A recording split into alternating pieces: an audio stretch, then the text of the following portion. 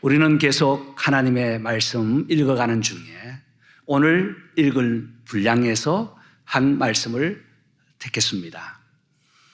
제가 드리고 전하고 싶은 말씀 하면 얼마나 쉽고 좋겠어요. 또 여러분 귀에도 좋은 설교만 하면 얼마나 듣기 좋겠습니까? 그러나 설교라는 것은 하나님의 말씀의 메시지를 목사의 입술을 통해서 마음을 통해서 전달될 때에 그 말씀이 오늘 나에게 주시는 말씀이라 하는 말씀을 받을 때에 은혜가 되는 줄 믿습니다.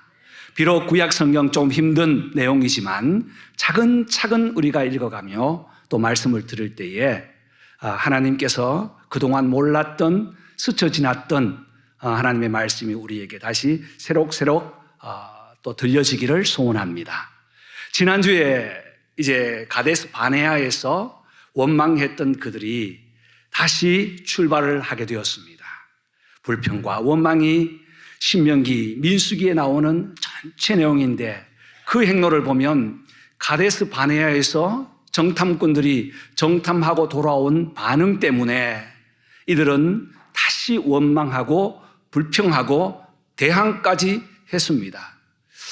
우리가 하나님의 말씀을 받으면서 결론은 하나님께서 그 원망도 들으시고 불평도 들으시지만 책임은 우리에게 주신다는 사실입니다.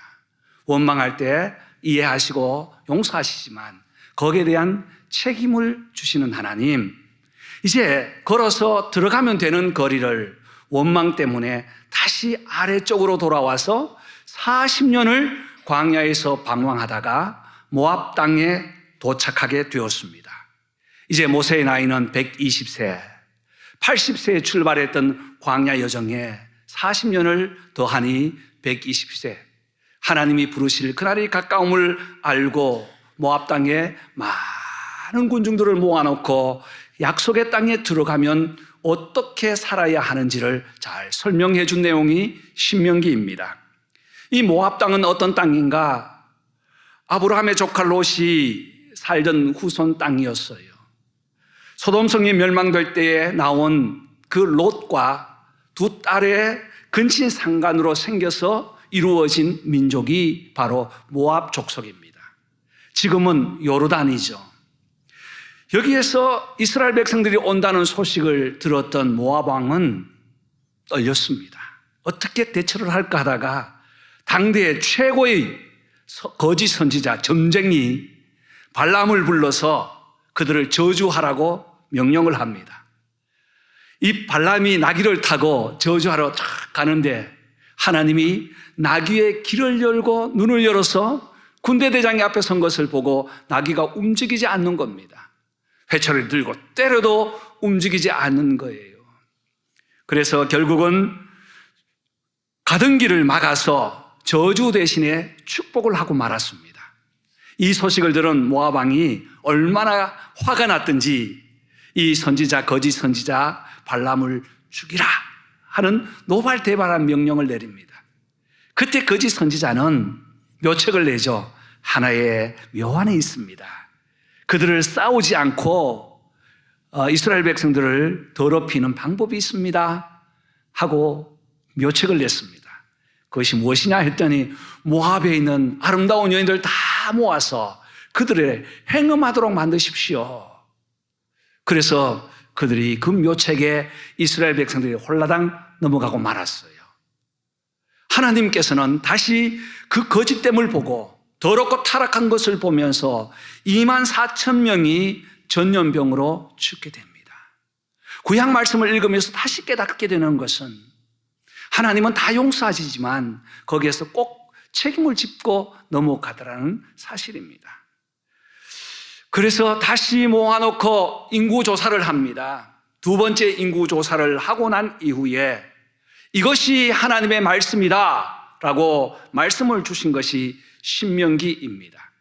신명기는 세 파트로 나누어져 있는데요. 화면 앞으로 돌려주십시오. 세 파트로 나누어져 있는데 1장부터 4장까지는 너희들이 광야를 돌아보면서 지금까지 걸어왔던 그 길을 다시 한번 돌아보아라. 되새김질을 해라.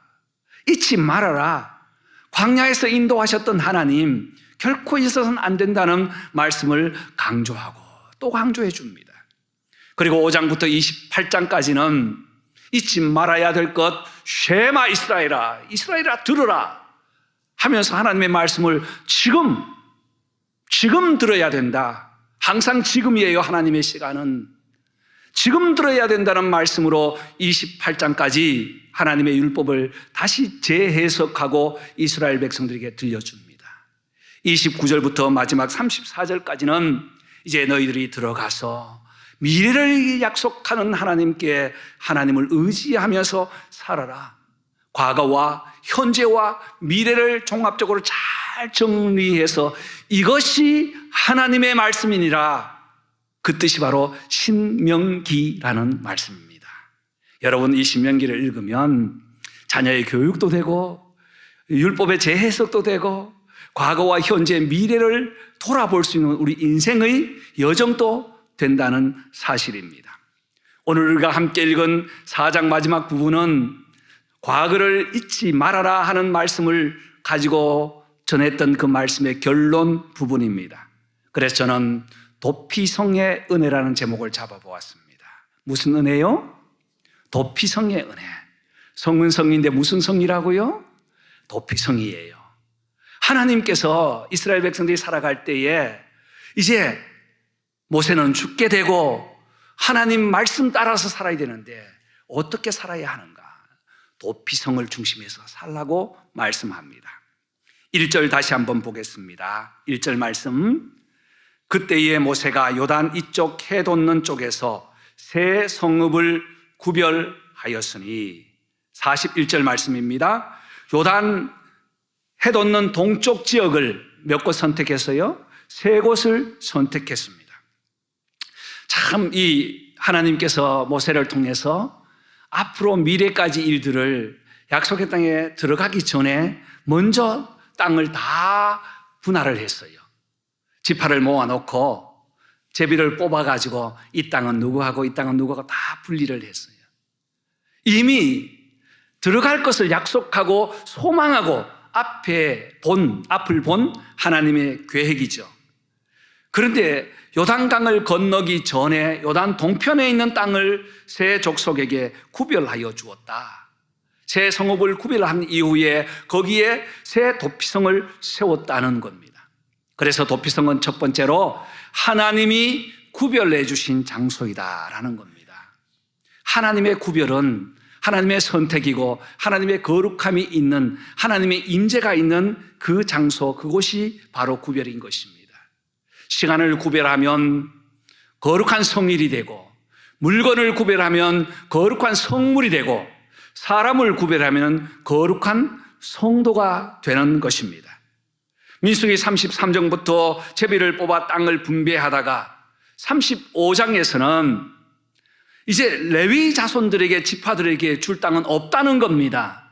레위 자손은 그 지파 분할된 그 땅에 들어가서 성을 하나씩 만들고 총 6개 성을 만들고 그 주변에 목초지를 가지고 살아라는 명령을 해 주셨습니다.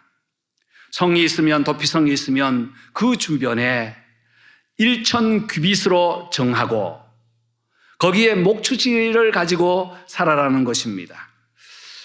민수기 35장 2절과 3절 보면 레위 자손들에게 정해 주었던 성읍들을 잘 소개하고 있습니다. 그들은 그들의 거처가 되게 하고 초장은 그들의 재산인 가축과 짐승을 둘 곳이 되게 하고 구별했다는 겁니다. 같은 땅이어도 구별한 땅이 되니까 성지가 되는 거예요. 같은 민족이 분배를 받고 지파가 분배를 받았는데 그 분배받았던 한 지역, 레위 지파들은 한 곳에 모여 살지 않고 6곳으로 흩어서 구별된 땅에서 살도록 했던 것입니다. 왜 하나님이 흩어서 이렇게 살도록 했을까요? 먼저는 구별해 주신 것은 하나님께 예배하도록 하시기 위해서. 당시에 농사 아니면 목축업인데 땅이 없으니 농사를 지을 수도 없고 큰 땅이 아니어서 양떼를 많이 길러서 목축업으로 살 수도 없을 것입니다. 도피성이 있으면 그 도피성을 중심에서 1,000규빗, 1,000규빗은 한 규빗이 손끝에서부터 이 발꿈치까지예요. 당시에는 정확한 자가 없었어요. 그래서 한 규빗씩에서 1,000규빗을 지어서 거기에 목초지를 만들어라는 거예요. 성경에 보면 어떤 곳은 2,000규빗, 어떤 곳은 1,000규빗이라고 했는데 성경을 전체적으로 보면 약 1,000에서 2,000규빗 사이에 짐승들이 살 수 있는 우리가 있기 때문에 밖에서 안으로 측량을 하는 것과 중심에서 밖으로 측량하는 그 거리는 다르게 나옵니다. 아무튼 그들은 하나님께 예배하도록 하기 위하여 작은 목초지 약 1규빗, 즉 다시 말해서 2,000규빗이 될지라도 원마일 정도, 평방 사방에 원마일 정도의 땅을 주어서 거기에서 양을 키우도록 했습니다. 왜 양을 키우도록 했을까요? 거룩한 제물을 드리기 위해서. 앞으로 하나님께 예배를 드릴 때에, 제사를 드릴 때에 백성들이 가져온 제물에 흠이 있으면 깨끗한 제물로 드리기 위해서 목초지를 주어서 살도록 했다는 것입니다. 또 이 도피성은 백성들 간에 원수를 맺지 않도록 구별하여 세웠습니다. 모세가 죽을 날이 가까우면서 백성들을 가만 보니까 참 마음이 아파요. 광야에서 다투고 원망하고 불평했던 그들을 보니 이제는 이들이 살아야 할 그 삶의 기준이 무엇인가? 도피성과 하나님의 율법이었습니다.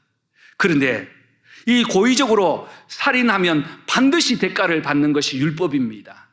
그런데 고의가 아니라 실수로 살인되었을 경우에 어떻게 되는가? 그 방법을 만들어준 것이 무슨 성? 도피성이에요. 여러분, 하나님은 이스라엘을 열방의 모든 백성들 가운데 구별하여 세웠습니다. 백성뿐 아니라 날짜와 성일, 물건을 구별하여서 세워준 것은 우리가 하나님의 가치로, 하나님의 은혜로 살도록 하기 위하여 예배자로 삼으시고 백성들과 원수 맺지 않도록 때로는 실수를 덮어주고 보듬어 주는 것이 바로 도피성이라는 사실입니다. 하나님이 이렇게 구별해 주신 것은 우리의 삶이 세상의 가치, 세상의 목적, 세상의 의미로 살지 않고 하나님 중심으로 살라고 하신 것입니다. 여러분의 삶은 어떻습니까? 저와 여러분 모두 하나님께 구별된 성도라고 부르는 최고의 명예를 얻고 있습니다. 하나님께 예배를 드리고 세상에 살아가는 동안 세상과 함께 화목하며 도피성으로 살아가고 있는지, 도피성으로 보듬어주고 있는지를 한번 돌아본다면 우리는 세상으로부터 구별된 부름받은 백성이며 또한 세상으로 보냄받은 사명자라는 사실을 기억하고 하나님이 우리를 불러주신 목적은 바로 하나님께 구별된 성도의 삶을 살도록 하도록 불러주셨다는 사실을 꼭 기억하시기를 바랍니다. 오늘 예배드리고 나갈 때에 적어도 하나님이 나를 이 시대의 도피성으로 삼으셨구나. 먼저는 내 마음의 도피성이 되기를 바라고 또한 이웃 성도들과 함께 도피성이 된다면 이보다 더 아름다운 구별은 없을 것입니다. 저와 여러분 모두가 도피성의 마음을 갖는 성도들 되시기를 주님의 이름으로 축복합니다. 그런 교회 되기를 기도합니다. 하나님, 도피성이 되게 하옵소서. 우리는 흠 많고 부족하지만 오늘 말씀 보면서 우리의 마음의 도피성이 이웃을 향해서 열어지는, 품어주는 아름다운 축복이 있기를 간절히 소원합니다. 두 번째 도피성은 42절 말씀입니다. 이는 과거에 원한 없이 부지 중에 살인한 자가 그곳으로 도피하기 위한 것이며 그중 한 성읍으로 도피한 자가 그의 생명을 보존하게 함이라. 도피성은 보존해 주시는 은혜가 있어요. 보존해 주는 축복입니다. 민수기 35장 4절 5절에 보니까 앞서 제가 설명한 것처럼 도피성과 함께 레위 지파의 구역이 이 바운다리가 나오는데 4절에서는 성에서부터 사방 1,000규빗을 재어서 목초지로 삼으라고 했고 5절에서는 동서남북을 재어서 2,000규빗을 삼으라고 했어요. 그래서 이 부분을 가지고 왜 4절에서는 1,000규빗이고 5절에서는 2,000규빗인가 보았더니 잴 때에 안에서부터 밖으로 쟀는가 밖에서부터 안으로 쟀는가의 차이더라고요. 아무튼 1,000규빗에서 2,000규빗 사이에 그들이 머물러 사는데 생명을 보존하는 피난처라는 사실입니다. 여러분, 땅을 분배받아 살아갈 때에 이해 관계가 생기면 어떻게 합니까? 율법에 의해 봅시다. 출애굽기 21장 23절 말씀 보면 다른 해가 있으면 갑되 생명은 생명으로, 눈은 눈으로, 이는 이로, 손은 손으로, 발은 발로, 된 것은 다시 가서 되도록 하라. 이것이 율법이에요. 같은 해 입으면 친족이 같은 배상을 하면 죄가 되지 않습니다. 참 희한한 법이죠? 같은 죄를 지었을 때 우리 아버지가 어떤 사람에게 상해를 입었어요. 그러면 제가 가서 그 상해에 똑같은 형벌을 하면 죄가 성립이 안 돼요. 이것을 가지고 동해보복법이라고 해요. 같은 해에는 같은 형량을 주어라 하는 법입니다. 그래서 우리도 가끔 눈에는 눈, 이에는 이 이렇게 말할 때가 있죠. 아마 여러분도 해보셨을 거예요. 정말 억울하게 당하면 그래, 맞아. 이에는 뭐라고요? 이, 눈에는 눈.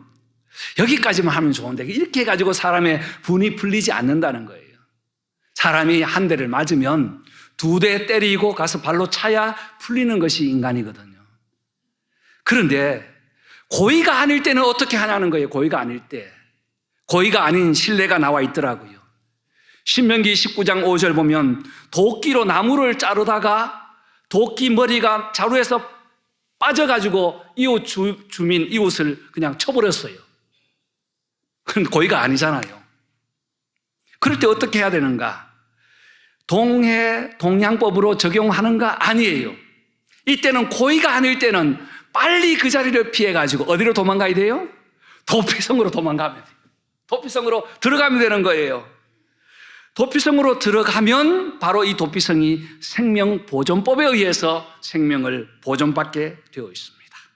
여러분, 우리 모세도 도망할 때가 있었죠. 지금부터 저 80년으로 돌아가 봅시다. 애굽 땅에서 애굽의 왕자로 있을 때에 어느 날 밖에 시찰을 하는 중에 보니까 애굽 사람이 히브리 자기 동족을 막 괴롭히고 있거든요. 싸우고 있거든요. 그래서 어떻게 했나요? 애굽 사람을 죽여버렸어요. 그리고 나서 모래에 다 묻었어요. 출애굽기 2장 12절 말씀입니다. 묻어놓고 안 그런 척하고 딱 섰는데 어느 날 히브리 사람끼리 싸워요. 그래서 모세가 나가서 이야기합니다. 여러분 다 같은 동족끼리 왜 싸우세요?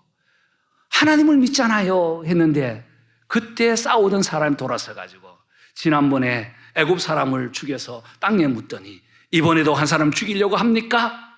라고 말을 했어요. 아이고, 이게 살인이 들통났단 말이에요. 그래서 어떻게 했나요? 광야로 도망을 갑니다. 모세에게 있어서는 광야가 도피성이었어요. 그곳에서 다시 하나님께서 주시는 말씀을 받기 위해서 광야로 나갔다는 것입니다. 여러분, 그리고 나서 말씀을 받고 이에는 이, 눈에는 눈, 발에는 발, 된 것은 된 것으로 율법을 받아서 말씀했는데 이 율법을 예수님은 다시 재해석하면서 이렇게 말씀합니다. 마태복음 5장 38절 눈은 눈으로 이는 이로 갚으라 하였다는 것을 너희가 들었으나 나는 너희에게 이르노니 악한 자를 대적하지 말라. 이 말도 안 되는 말씀을 하셨어요. 그리고 더 나가서 누구든지 내 오른편 뺨을 치거든 왼편도 돌려대오라.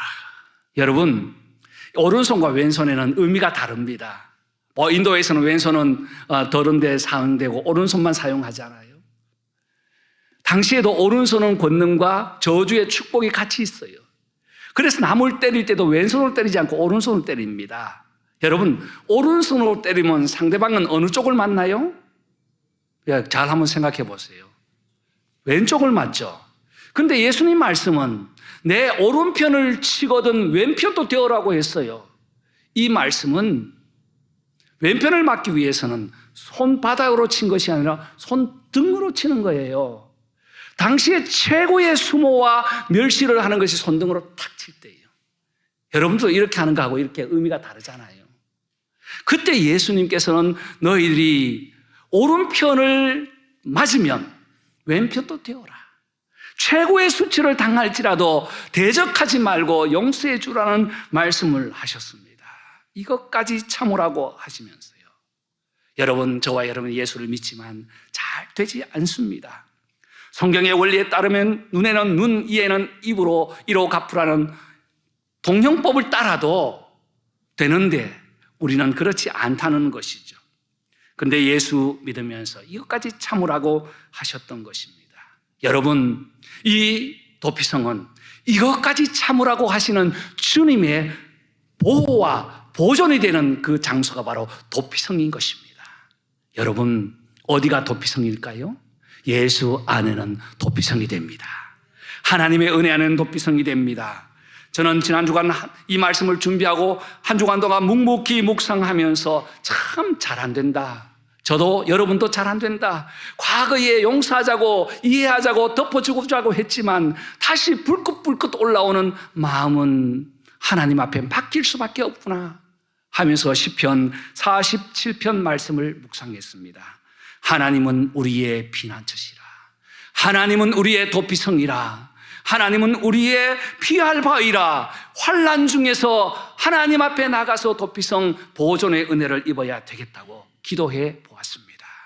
저와 여러분도 하나님의 보호에 보존되는, 생명이 보존되는 도피의 은혜가 있기를 간절히 축복합니다.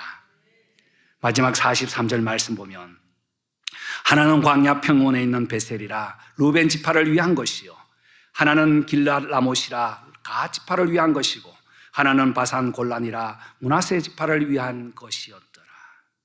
이 도피성은요, 참 희한하게 아직도 들어가지 않는데 모세가 다 하나님의 은혜로 설계를 해가 주었어요. 요단강을 중심에서 동편 세 곳, 서편 세 곳으로 했어요. 동편에는 세 지파만 땅을 분배를 받거든요. 그런데 나머지 8지파, 9지파는 서편에 가서 받는데 왜 동편 세 곳과 서편 세 곳 동일하게 도피성을 만들어 놓으라고 하셨을까요? 도피성은 인구 중심이 아니고요, 지역 중심이에요. 왜냐하면 하루에 사람이 실수로 사람의 해를 입히고 도망해서 뛰어갈 거리가 20마일 정도 된다고 합니다. 하루 종일 열심히 달려가도. 그러면 도피성이 하루 안에 들어가야 되잖아요. 해가 지면 안 되잖아요. 그리고 만약에 그 친족이나 형제 자매나 와서 해를 입히면 죄가 안 되기 때문에 빨리 들어가야 돼요. 그래서 인구 중심, 성 중심이 아니라 지역 중심으로 하루에 뛸 수 있는 거리에 만들어 놓으셨다는 것이 참 은혜 중에 은혜입니다. 여러분, 성경을 읽으면서도 이러한 내용으로 신명기와 그리고 신명기 여호수아까지 읽어가면 도피성의 의미를 다시 깨달을 수 있을 것입니다.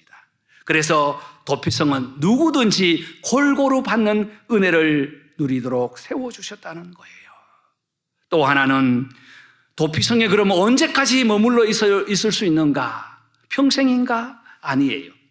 민수기 35장 28절 보면 살인자가 대제사장이 죽기까지 그 도피성에 머물러야 할 것입니다. 대제사장이 죽은 후에 그 살인자는 자기 소유로 돌아갈 수 있느니라고 했습니다. 자유를 얻어요. 언제까지요? 대제사장이 죽을 때까지. 제사장이 죽으면 자유하게 됩니다. 언제 될지 몰라도 이 제사장으로 인하여 예수 그리스도의 죽으심을 다시 한번 우리는 묵상할 수 있습니다. 도피성에 들어온 죄인에게는 죄의 대가, 죄의 무게를 묻지 않고 그 죄가를 대제사장이 다 지고 내가 주면 너는 자유하게 된다는 자유의 증거가 된 것입니다. 여러분, 이 죄를 다 대신 지신 영원한 대제사장은 누구입니까? 예수 그리스도예요. 예수 그리스도의 표징으로 죄를 위하여 죽으실 예수님을 상징하고 표징하면서 도피성을 우리에게 주셨다는 것입니다. 사랑하는 성도 여러분, 저와 여러분의 도피성이 예수 그리스도가 되기를 소원합니다. 예수 그리스도는 우리의 과거, 현재, 미래, 죄까지 다 주시고 이제 우리가 예수 안에 들어오면 누구든지 어디서든지 구원을 얻으려는 약속이 이 도피성에 이루어지게 된 것입니다. 예수 안에는 참된 기쁨이 있습니다. 예수의 죽으심으로 우리에게는 참된 도피성을 바라볼 수 있게 되었습니다. 사랑하는 성도 여러분, 우리 주님께 피하십시오. 주님의 이름을 의지하십시오. 주님의 위로를 받으십시오. 주님께서 나의 도피성이 된다는 사실을 꼭 기억하면서 이번 한 주간도 승리하기를 소원합니다. 결론으로 여호와께 피하는 것이 사람을 신뢰하는 것보다 나으며, 할렐루야, 여호와를 의지하고 여호와께 피함으로 먼저는 우리를 구별해 주신 하나님, 우리가 작은 도피성이 되기를 바라고, 하나님께서 우리의 생명의 피난처가 되어주시고 예수 그리스도를 의지하고 믿음으로 영원한 도피성이신 예수 그리스도와 함께 승리하는 저와 여러분 되시기를 주님의 이름으로 축복합니다.